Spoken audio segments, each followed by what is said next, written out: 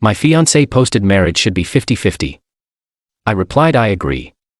Then I stopped payments for her half of the wedding, the dress, the flowers, and her 10 bridesmaids appointments. Her phone blew up within an hour. I 29 male was supposed to get married in 3 weeks. Keyword was my ex-fiancée Julia 27 and I had been together for 4 years, engaged for 1.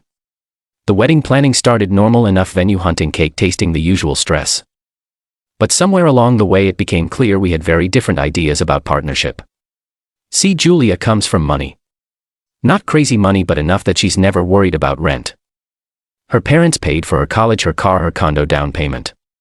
Meanwhile, I grew up with a single mom who worked 2 jobs. Everything I have I earned.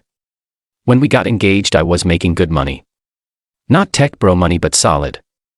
Julia worked part-time at her friend's boutique more for fun than necessity. She'd always say things like, when we're married what's yours is mine anyway, and laugh. I thought it was cute. Then the wedding planning started. Julia wanted the works. Country club venue, designer dress, 10 bridesmaids in matching $400 dresses, flowers that cost more than my first car.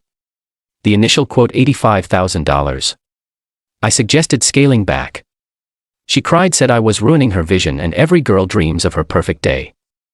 Her parents offered to pay for the rehearsal dinner. That's it. The rest. You're the man, Brian.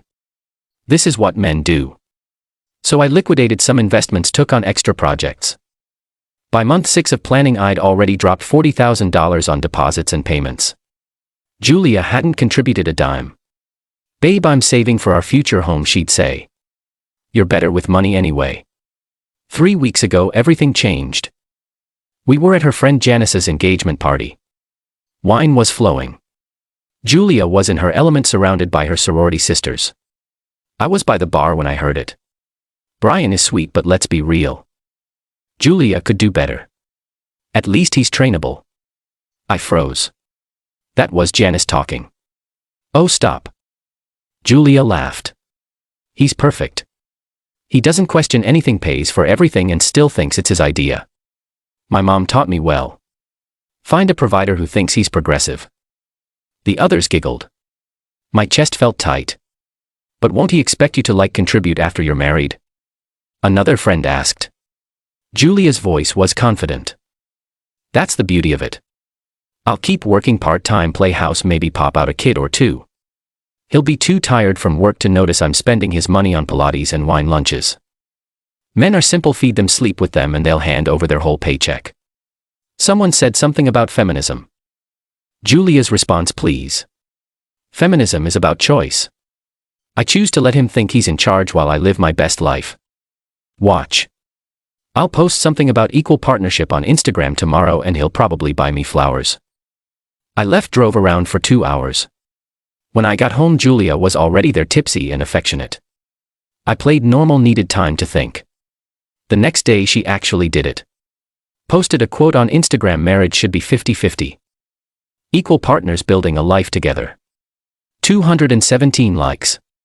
Comments from her friends about what a queen she was. How lucky I was. I commented I agree completely. 50-50 all the way. She hearted my comment. That's when I started making calls. Update 1. First I need to explain something. Every vendor, every payment, every contract, everything was in my name. Julia said it was easier since I was handling the finances. You're so organized, babe. I just mess it up. I believed her. So that morning, coffee in hand, I opened my laptop and got to work. The dress shop was first. Julia's dress cost $8,000. She'd had 3 fittings, but the final payment wasn't due for another week. Michaela's bridal. How can I help you? Hi. This is Brian Thompson. I need to cancel an order. Oh no. Is everything okay with the wedding? Actually, we're restructuring our financial approach, going 50-50 on everything now. Since my fiancée hasn't paid her half, I need to cancel my involvement. Silence. But the dress is almost complete. There's a non-refundable 70% cancellation fee. That's fine. My deposit should cover most of that. Bill me for the difference and cancel the rest of the order. The flowers were next. $15,000 total. I'd paid $10,000 already. You want to cancel the entire order. The wedding is in 3 weeks. Just my half of the payment. If my fiancée wants to keep the order, she can call and pay the remaining $5,000. The venue was trickier. I paid in full $25,000. I knew from the contract this was a total loss. There was no magic insurance clause for a breakup. Sir, we can't refund at this late date. I'm not asking for a refund. I am formally canceling the event for the specified date. I'm aware the payment is non-refundable. I'm eating the cost. Please send me written confirmation of the cancellation. The coordinator sounded stunned into silence, but we typically need both parties to check your contract. Page 4, Section 3. Only the primary signatory is needed for cancellation. That's me. By noon I'd cancelled. The photographer $5,000. The videographer $3,000. The DJ $2,000. The catering liquor package $4,000. The wedding cake $1,200. 10 bridesmaids' hair and makeup appointments. For vendors where I'd already paid deposits, I forfeited the money and cancelled future payments. For everything else, I withdrew authorization. Then I texted Julia. Hey babe. I took your Instagram post to heart. You're right. Marriage should be $50.50. The total wedding budget is $85,000, so your half is $42,500. Since I've already covered $40,000 in deposits and payments, you'll need to handle the rest to keep everything afloat. Let me know if you need the vendor contact list. I put my phone on silent and went to the gym. 45 minutes later, my lock screen was a solid wall of notifications. 32 missed calls over 100 texts. Julia didn't come home that night. Her friend Frances called around 10 p.m. What did you do? Julia's having a breakdown. Her dress got cancelled. The venue called about the cancellation confirmation. Her bridesmaids are freaking out about their hair appointments. I agreed with her Instagram post. Marriage should be 50-50. You know what she meant. Do I? Because what I heard at Janice's party was pretty clear. Silence. You were there. By the bar. Heard every word about how trainable and simple I am. She hung up. Julia showed up the next morning with her mother. I was expecting this. Evelyn was a force. Botox designer bags and a PhD in manipulation. Brian, sweetheart. She started sitting on my couch uninvited. There's clearly been a misunderstanding. No misunderstanding. Julia wants $50.50. I'm giving her $50.50. Julia's eyes were puffy. You're ruining everything. The wedding is in 3 weeks, then you have 3 weeks to come up with your half. I don't have that kind of money. You have savings. You said so yourself for our future home. Her face went pale. Evelyn jumped in. This is about more than money, Brian. You're humiliating my daughter. What will people think? I don't care what people think. You signed contracts in my name which I'm legally allowed to cancel. Evelyn's mask slipped. You little, how dare you? After everything we've welcomed you into, Julia chose you despite what? My middle-class background, my single mother, say it. She pressed her lips together. Julia started crying again. I loved you. How can you do this? You said I was trainable, that men are simple, that you'd spend my paychecks on Pilates while I'm too tired to notice. I was drunk. It was just girl talk. In vino veritas, they left after more screaming. Julia called me heartless. Evelyn threatened lawyers. That afternoon I got an email from a law firm. Update 2. The email was from Evelyn's attorney, some fancy firm downtown. They claimed I was financially abusing Julia by canceling contracts she relied upon in good faith. They demanded I reinstate all vendors and pay in full or face a lawsuit for emotional distress and breach of verbal contract. I forwarded it to my buddy who just passed the bar. His response: LMAO, they have nothing. Save everything. Meanwhile, Julia went nuclear on social media. Facebook post: when you think you know someone for 4 years and they show their true colors 3 weeks before your wedding. Some men can't handle successful women who know their worth. Instagram story: to all my girls getting married, get everything in writing. Trust no one. Her friends piled on. I was getting tagged in posts about financial abuse and toxic masculinity. Someone made a TikTok that went semi-viral. POV: your fiancé cancels your dream wedding because you posted about equality. My phone was blowing up. Mutual friends choosing sides. My mom called worried. Brian, what's happening? Julia's mom called me saying you've lost your mind. I sent her the recording. Yeah. I recorded it. See, after I heard the conversation at Janice's party, I started to feel like I was going crazy. I needed to know if I was just imagining the manipulation. So the next time Julia went on one of her little rants about our future finances, I discreetly started a voice memo on my phone. In my state, single-party consent is legal. Babe, do you really think we should split everything equally when we're married? God, no. You make like 3 times what I make. That wouldn't be fair. You should pay proportional to income, but I'll probably quit working anyway when we have kids. What about household stuff? I mean, I'll decorate and keep things nice. You wouldn't want to come home to a messy house after working all day. That's my contribution. I had hours of this. My mom listened to a few clips, then canceled the whole wedding. But Julia wasn't done. She started texting my coworkers. Yeah. She went there. Screenshots of her crying, saying I was financially manipulating her. One coworker's wife called me asking if I was okay if I was having a breakdown. Then came the master stroke. Julia's dad, who'd been silent until now, called me. Brian, man to man, let's fix this. Albert was different from Evelyn. Quiet money, old school. Sir, with respect, there's nothing to fix. You're embarrassing my family. Your daughter embarrassed herself. I'll write you a check. 20,000, you put the wedding back on. We call it a gift. Number 30. Albert the First, don't want your money. I wanted a partner. Your daughter wants a sponsor. He sighed. You know what Julia is. You've always known. Why act surprised now? Because I thought she loved me despite what I could provide, not because of it. Son, that is love for women like Julia.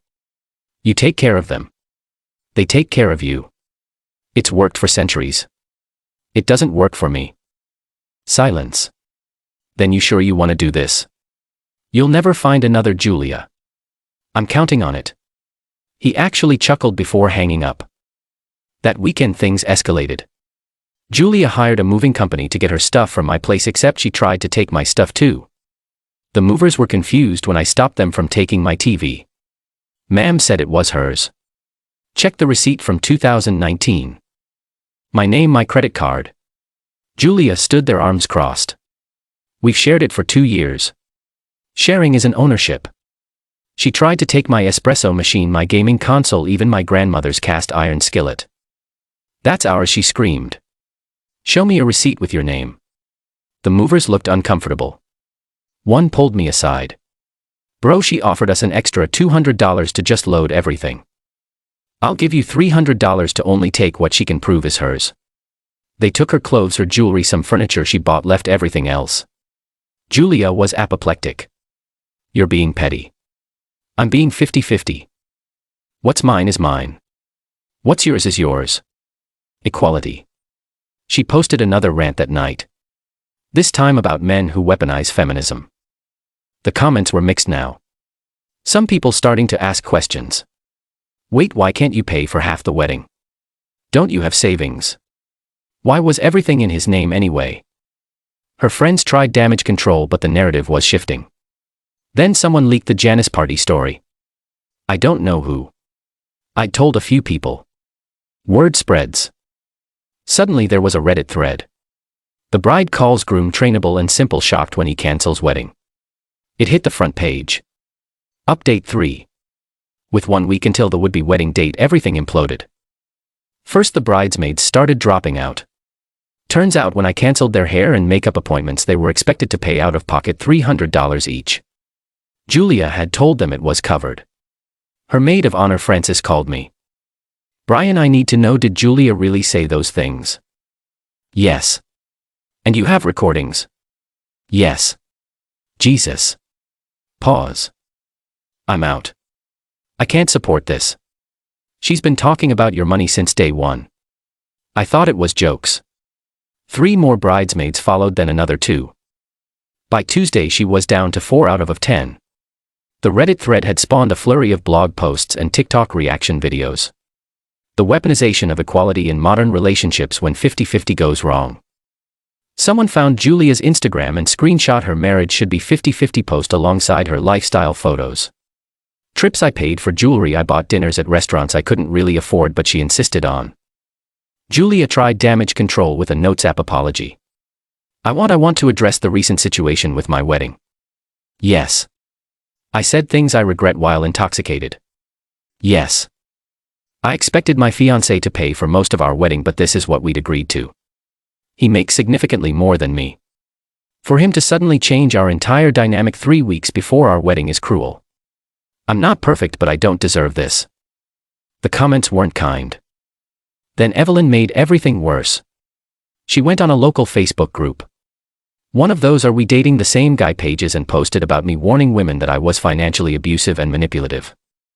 Said I'd trapped her daughter with promises of a lavish wedding, then pulled the rug out. Someone who knew the real story responded with screenshots of Julia's posts about all the trips I'd paid for. Others chimed in with their own stories about Julia from college, how she bragged about never paying for drinks and dating for dinner. It became a whole thing. Meanwhile, I was dealing with logistics. Canceling honeymoon tickets. Thankfully, I bought insurance. Dealing with the apartment lease, only my name. Thank God. Returning wedding gifts, awkward but necessary. Julia made one last attempt. Showed up at my office. Security called me down. She looked rough. No makeup, hair in a messy bun, wearing sweats, not the polished image she usually presented. Can we talk, please? Against my better judgment, I agreed. We went to a coffee shop. I'm sorry. She started. I know I messed up. What I said was horrible. Which part? The trainable comment? The simple part? Or the bit about spending my money while I'm too tired to notice? She winced. All of it. I was showing off. Those girls, they bring out the worst in me. No, Julia. They revealed who you really are. That's not fair. You recorded me without my knowledge. I recorded our conversations after I heard you discussing our relationship like a business merger in public. She started crying. Real tears this time, not the dramatic kind. What am I supposed to do? The wedding is in 6 days. Everyone knows. I'm humiliated. You humiliated yourself. I loved you. You loved my wallet. That's not. She stopped, composed herself. Fine. You want the truth? Yes. I expected you to provide. That's how I was raised. Men provide, women nurture, but I did love you. I chose you. You chose my earning potential. Is that so wrong? Women have been doing it forever. At least I was honest about it. You were honest with everyone except me. She stared at her coffee. What do you want me to say? That I'll change, get a full-time job, split everything down the middle? We both know that's not who I am. She was right. It wasn't who she was. I want you to leave and never contact me again. Brian, we're done, Julia. She left without another word. The wedding day came and went.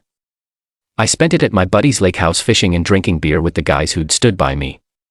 My phone was off, but I heard later that Julia posted a black screen on Instagram with some quote about rising from ashes. Her friends posted old photos from the bachelorette party with captions like "You deserve better, queen." The Reddit thread had updates from people who knew us reporting that Julia was taking time to heal at her parents' vacation home. A week later, I got a final email from Evelyn's lawyer. They were dropping any legal pursuit. Probably realized that recordings of their client admitting to gold digging wouldn't play well in court. A month later, I heard through the grapevine that Julia was dating some crypto guy. Posted about how everything happens for a reason and how she'd learned to value herself. The crypto guy commented with heart emojis. 3 months later, the crypto market crashed. The guy disappeared from her social media. You might think I'm bitter. I'm not. Ungrateful that $40,000 I lost on deposits and non-refundable payments. Consider it tuition for the most valuable lesson I ever learned. When someone shows you who they are, believe them. When someone tells you who they are to other people, run. And when someone posts about wanting $50.50 while contributing $100, give them exactly what they asked for. Final edit.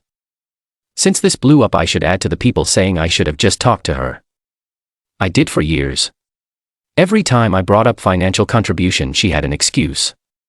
Saving for our future.